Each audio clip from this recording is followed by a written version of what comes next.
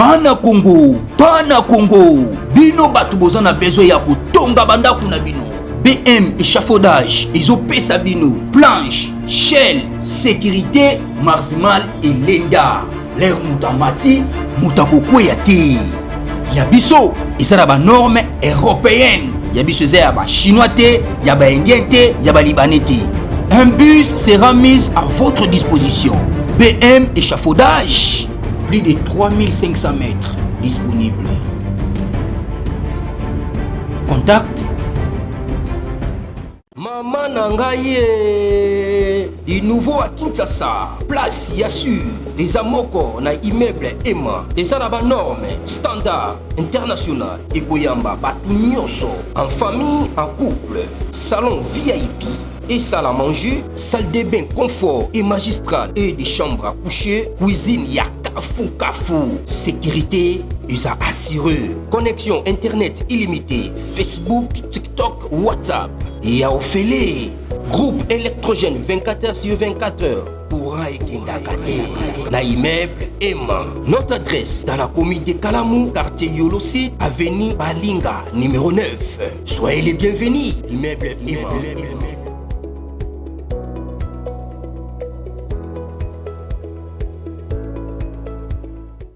Bienvenue à ce nouveau numéro. De partager, tout liker massivement. En tout cas, la semaine, il y a Kitoko, il y a nouvelle Moko Penza, il y a Toko Penza Makasi. Il y a un certain moment, il y a un certain temps, les Rwandais voulaient à tout prix qu'au aérodrome, il y a Pinga. Aérodrome à Pinga pour progresser vers Walikale le centre et puis Kisangani. Il tourne qu'autour, il y a aérodrome, il y a Pinga. Bravo.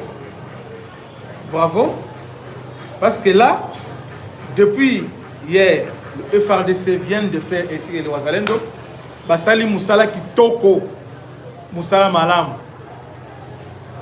La cité de Malemo, Oezali, voie principale entre deux bastions, Petit et Kalembe. Donc, voie et à logistique. Petit, Kalembe. Et aussi Mindjenje.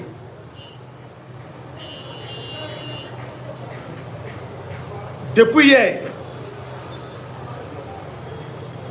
Malemo est passé sous le contrôle de Wazalendo. Bravo Bandegonanga Wazalendo. Boende Zalaka. C'est pas une makasi. Parce que avec ça, vous garantir Bisso que c'est le fait par la bino Zalate. C'est une très bonne chose. Et dans la nouvelle aboyée qui réjouit nos cœurs. Malemo sous contrôle, il y a Wazalendo. Les Waza. Malemo est dans la Massissi. C'est dans la Massissi. La route entre Petit et dans Walikale. Vous voyez? D'abord, entre Petit et aussi Petit et Kalembe. Il y a ce qu'on appelle Malemo. Malemo est allé verrou. Il y a armée rwandaise. On a côté wana. Et là, verrou moko très stratégique qu'on a. Chaque fois lorsqu'ils attaquent, ils doivent attaquer, ils doivent encercler Pinga. Alors obligatoirement, Malemo doit servir base à ravitaillement, logistique, passage principal et ça Malemo. Ah, les Wazalendo. Boende Zalaka et Sengomakasi. Ah, on maintenant Walikale maintenant tous eu avantage. Tous eu avantage dans Walikale ainsi que Massissi. Depuis un certain temps, le FRDC progresse lentement et sûrement dans Massissi. Nous allons des victoires. Pendant le week-end, bien que la week-end soit émission, mais ils ont la Chabunda, ils ont la Haut Plateau, ils ont la Mwenga. Le FRDC va tenir bon. Le FRDC baza toujours na initiative. Le FARDC ont fait un travail formidable. Hier, au niveau au plateau, l'armée rwandaise nous a attaqués. Mais notre réplique, notre riposte, on avait une riposte incroyable, était vraiment à la hauteur. Bandeko, to liké pour vidéo de la référencée, to liké. Donc, notre réplique est à la hauteur. À la hauteur. Antoine Okende. Bonjour, Dieu, ton contrôle. Donc, voilà un peu FARDC semaine où ce qu'ils ont fait. Alors, ce qu'on a Massissi. Massissi, c'est allé à quelques kilomètres dans Goma. C'est presque Goma. Petit à petit, nous sommes en train d'aller lentement et sûrement vers Massissi centre. Massissi centre. Il y a un moment qui, quand ils ont compris, Max Kalonda, Francis Boukassa, bonjour Ndekonanga, Max Kalonda, Francis Boukassa, Prudence Azusemi, Judens depuis Matadi, Judens depuis Matadi, Claude Mundemu, Max Kalonda, oui je vois, Christian Tima, Franck Tamboué, Nicolas Baat, oui Bandekonanga, donc je suis dans la joie vraiment. Marcel Tissambo, ouais, Marcel Tissambo, Max Kalonda, Franck Tamboué toujours, Serge Mbengi. Ah, Serge Mbengi depuis qu'il quitte. Serge Mbengi, bon début de la semaine. Tim Singoy depuis Goma. Joël Kazadi. Joël Kazadi. Alors, je disais que, excusez, depuis matin, dit Christian Tima, ok. Richard Kangoma, Richard Kangoma, Marcelin Tsumbu, non Tsambou, docteur Marcelin Tsambou depuis Mbujimaï, Jonas, ouais je vois Jonas, c'est bonne nouvelle, Patrick Ndoubo. Alors, tout partager Bandeko Nicolas va tout partager maintenant massivement, tout partager. Donc, depuis le week-end, les FARDC au Salamoussala. Or, les Rwandais, qu'est-ce qu'ils ont fait les stratégies? Quand ils ont vu l'offensif dans la FARDC, alors, ils ont créé Elo Wasala qui a Goma, à bombarder humanitaire pour arrêter l'offensive. Entre-temps, Bango va se organiser. Sur la Tongo, à côté, le va se renforcer toujours dans le petit. Vous voyez?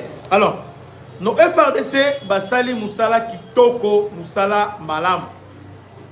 L'armée rwandaise a tenu des drones et belé dans le niveau au plateau. Plusieurs drones. Mais les FARDC, cette fois-ci, Tobeti Bawa, Kobeka, Kobotola, Peko Kanga. Kobeka, Kobotola, Peko Kanga. C'est ça les FARDC désormais. Tozobeta, Tozobotola, Peko Kanga Bango. Toujours Kangabango. Vous voyez? Alors, et voilà, cette nouvelle, il y a Malemo. Ça m'a fait du bien parce que ces gens-là, à partir de Malemo, les zones va menacer Pinga. Maintenant, comme nous avons Malemo, alors facilement, on va maintenant vers Kalembe. Kalembe est très stratégique. Et à partir de Kalembe, maintenant, déjà stratégique déjà vers Mouesso. Avec Mouesso, tu vas progresser vers Tongo. Bon, Mouesso, il y a un corridor Mouesso. Si na Tongo, Kechanga, Tongo. Gaël Boanerge. Sterling Mukande. Alors, voilà un peu la bonne nouvelle. Il y a Tongo, il y a Lelo. Et la bonne nouvelle, les a ébellés. Ça fait longtemps, depuis vendredi, que nous sommes notre dernière émission, depuis vendredi. Nous sommes là. Nous sommes là. Nene toye semaine oyo. Semaine moko très décisif. Au niveau il y a Ituri. Les Ougandais, après avoir maintes reprises échoué, un vétéran, un ancien prisonnier, À 15 carré minier, place mon village, moi, Tumbi, à carré minier. Tout ça parce que ils ont zone moko orifère. Donc il y a de l'or là-bas. Or, place or ezali, des biscuits au Gandé, or na lac Nabiso. Mais heureusement que le FARDC, conduit par le général Luboya, n'ont pas tardé à réagir. Et aujourd'hui, la situation est sous contrôle. Eddie Capin n'est pas aux arrêts. Je ramasse la totalité de la semaine. Eddie Capin n'est pas aux arrêts comme on le disait. Il est interpellé, il est aux arrêtés. Eddie Capin a Dalaki rappelé pour la consultation avec la hiérarchie parce que avec ce qui vient de se passer dans le parc à Opemba, il était rappelé rapidement. Et puis, depuis hier, Eddie Capin est rentré à son poste. Eddie Capin a bénéficiaire à 100% confiance Yamukozi. Pour les gens qui veulent mettre conflit entre Eddie Capin et Nanini, Bossambwe, Eddie Capin est retourné. Les soi-disant Bakataratanga qui veulent mettre des troubles à niveau au Katanga, et aussi battre parce que Eddie Capin dans Zélanaï. Bapesi ba moyen nyonso. Ba conseiller Sika et il fera un bon travail. Notre gouvernement, notre chef de l'État a confiance à 150% dans Eddie Capin. Ce sont les Rwandais et les autres qui veulent maintenant semer la confusion au Bakangié, et Talabakatangé, et Talanibo. Eddie Capin a dans la bilo, on a bilo en athée. Eddie Capin a eu le vrai danger. Parce qu'il y a une victime, il y a la barbarie, ce qui se passe, lui-même a été victime. C'est pourquoi il n'a pas droit à l'erreur. Il n'a pas droit à l'erreur. Eddie Capin n'a pas droit à l'erreur. Il n'a pas droit à l'erreur. Vous voyez? Alors, dans ce qui vous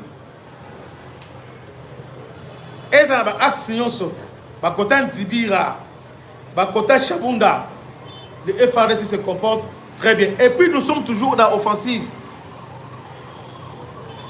Nous sommes dans la position offensive. Nous sommes attaquer, nous sommes rejetés. On va dire depuis ce temps, nous sommes la victoire. Ils ont des bisous. Lobby, dans le niveau, il y a au plateau, on a utilisé dans Kalingi, je crois Kalingi, voilà. On a utilisé un drone parce que les Rwandais étaient déterminés au Kalingi Lobby. Hier plutôt. Base au Kalingi. On a mobilisé. Dans le FARDC. Tosali contre-offensif moko incroyable. Bas drone, bas force terrestre, bas nid, tout ça, bas hélico. On a pilonné, on les a détruits et on servait ce matin. Ils sont en débandade. Marseille Kaleka, bonjour, depuis Colosse. Donc, on se réveille le matin, ils sont en débandade totale parce que le FARDC, Basali Moussala qui toque. Moussala faisait qui toque Oyo, FARDC Basali. Bande de Kobo, vous partagez massivement. Vous partagez vraiment massivement. Partagez massivement. Donc, Kagame pensait que, oui, depuis va sanctionner. Dans mon lobby, non, avant-hier, ministre des Affaires étrangères, il y a Paul Kagame a fait une conférence de presse, effectivement, à reconnaître que Bakolongwa, dans Mozambique. Nous, on a daté pour aux hommes, on a vu ça direct dans le téléphone. Nous avons les informations à la source et puis on fait des analyses exactes. Sinon, sanctions États-Unis, c'est fini par Rwandais, mission de la peine à monde et Kangami. Et Kangami, c'est fini. Ministre des Affaires étrangères à Salim, on va se retirer dans Mozambique. Ils vont se retirer dans Mozambique, c'est fini. C'est fini, ils vont se retirer dans Mozambique. Parce que là, financement, ils ont sauté. L'Union européenne a bloqué. Bravo à la diplomatie agissante. Il y a Mokonzi Yamboka. Patrick Kobani. Merci beaucoup. Bonne journée de Patrick. Merci. Donc, voilà un peu ce qui se passe maintenant en Rwanda. Et aussi, au Centrafrique aussi, dans les jours qui viennent, on va obliger à l'homme en Centrafrique. Donc, carrière, il y a Rwanda comme contributeur. Cadre ONI, c'est la sélection. C'est fini. Rachel Mouteba. Merci, merci mon Amboka, merci beaucoup. De père et de mère. Donc, carrière à Paul Kagame.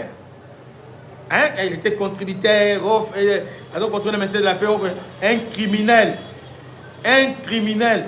Oh, il a contribué le ministère de la paix. Lukuta. Et aujourd'hui, Félix a exposé. Comme Mbongo Ebele Rwanda Zwaka, Yangwana. Et puis, Bobitou la Kame, Rwanda. Nous avons une dernière génération sophistiquée. Vous avez pas de coopération avec l'Union européenne. Nous avons Bisika Baminduki Yamakasi Yamanozwa. Nous avons Bisika Biloko Yamakasi Rwanda Abandaï Osanini Kodondo Nango. Mais awa sikoyo Union européenne Kolo Tonga Abotoli Tonga nae États-Unis Kolo Oni Aboyi. Mais c'est fini. C'est fini. Milelo na milelo. Chaque jour au Rwanda, il y a que milelo na milelo. Milelo na milelo. Oh, ils chaîne où informer Rabino. Alors, baligide va na usko ko chabiso bulu yeki. Mikolo oyo, en tout cas, on a des problèmes sérieux. Il y a visibilité. Il y a un beau liker, beau partager, beau s'abonner. Et puis je vais revenir avec un nouveau compte. J'ai créé chaîne Yassika, une nouvelle chaîne que je viens de créer. Au Sengeli, tout s'abonner sous. Nous devons être prudents. Tellement qu'on dérange, alors les Rwandais, oui, ils avaient une autre chaîne. On a bloqué ça, mais là, nous devons prendre une autre chaîne. Oh, ils peuvent combattre en Makassi. Mais avec ensemble Nabino, dans les chaînes auto lancées, je crois qu'ils ont abonné Bénété. Nous voulons le fisquer et comme on a 1000 abonnés, il faut que la chaîne en réserve, c'est vraiment très important. Que Dieu vous bénisse. Salutation spéciale à l'honorable M. Blaise Kitoumonisi. Et Banamboga Nyonso, aux Alibanda, au Lingoya Awa, immeuble Emma, ils ont ici Kamalam Oyo. Babisika repos ils ont belé appartement ils allaient dans l'immeuble Emma Yandigonabiso Freddy. Que Dieu vous bénisse, à la prochaine, ciao.